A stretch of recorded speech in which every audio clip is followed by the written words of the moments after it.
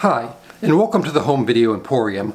I'm your host, my name is Brendan, and with this series what I hope to accomplish is to catalog my entire collection of home video titles and determine which of these movies still belongs amongst my elite and esteemed collection and needs to be preserved for generations to come, and which of these movies unfortunately may need to get the shaft and be purged and make way for some future titles, as I am rapidly running out of space on my shelves and in my apartment, and would still like to add quite a few new movies that are coming out and maybe will be coming out in the near future, and I need the space to do so.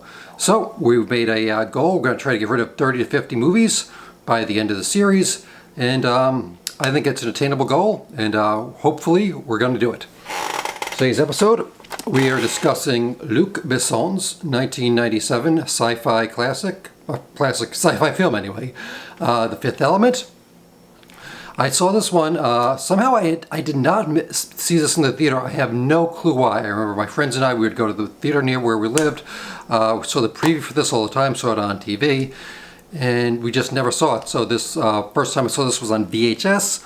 I rented it from a local store called Metro Electronics, which went out of business about 20 years ago at this time. And one thing that really does, I think, make this movie stand out from a lot of the other sci-fi films that came out at this time, the late 90s, was there was so much dystopian sci-fi, like The Matrix. There was a lot of cosmic horror, like Event Horizon. There were all these, sci-fi creature features like Deep Rising and Deep Blue Sea. This is, by the way, spoilers. We will be talking about those movies as the series progresses. Not sure when we're going to get to them all, but we will be discussing all those movies. And The Fifth Element, despite the fact that the fate of the world is at stake in this, that there is this evil force that is just evil embodiment, that it still has a lot of hopeful. There's still a lot of bright colors. It does present a future that there is, some form of hope, even though things are going bad for Bruce Willis's character. It's very colorful. The creature design is absolutely crazy. But Luc Besson here, he was heavily influenced by comic books, and that's why you see a lot of exaggerated things. You see this really futuristic version of New York City, all these spaceships, all these different aliens. And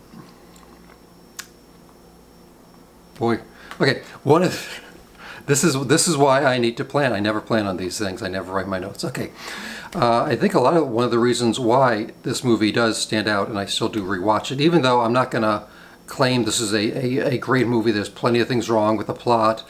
The love story between Bruce Willis and Milla Jovovich is, I don't really buy that they fall in love that fast.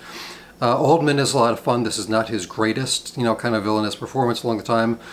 Chris Tucker, some people are going to love him, some people are going to find him annoying. Tim Tiny Lister is in this as the president, which is awesome. And Ian Holm from Alien, he's also in this, which is really good cast all in all. But I think this movie is a great example of blending digital effects with practical effects. The entire, and there are a ton of special features. If you're interested in features that deal with costume design, set design, miniature design, early visual effects, this movie I would 100% recommend. It's a dual disc DVD, just because there are so many features on this. I think the special features are like twice as long as the movie itself. But they built an entire miniature scale of New York City, which is amazing. Then they layer on visual effects. Obviously, in the mid to late 90s, that took a long time to do it. But it's really worth it. It's incredible looking at all these things. You see them making all these designs for the weird aliens, and they need tall actors because the suits are so big. So they had to do a casting call of like actors who are 7 feet tall, who can actually get into these big costumes and maneuver around. So definitely, if you like, any of that stuff, any kind of art design, this, this DVD from Columbia TriStar Home Video is 100% recommended. The movie is fun. It's not a classic, as I said. There are certain things, like even in the beginning, where the priest, who we find out is a good guy, he's trying to kill someone, and I don't know why he's doing that. And then when the alien almost dies, but he gives him the key, I don't know why he just doesn't use the key and open the door for that alien, and what happens to that alien, none of that stuff really makes a lot of sense. but it's still a fun ride. And I'm sorry, I've never seen this in the theater. I'm sure it does look good because, you know, both the visual and the practical really blend well together.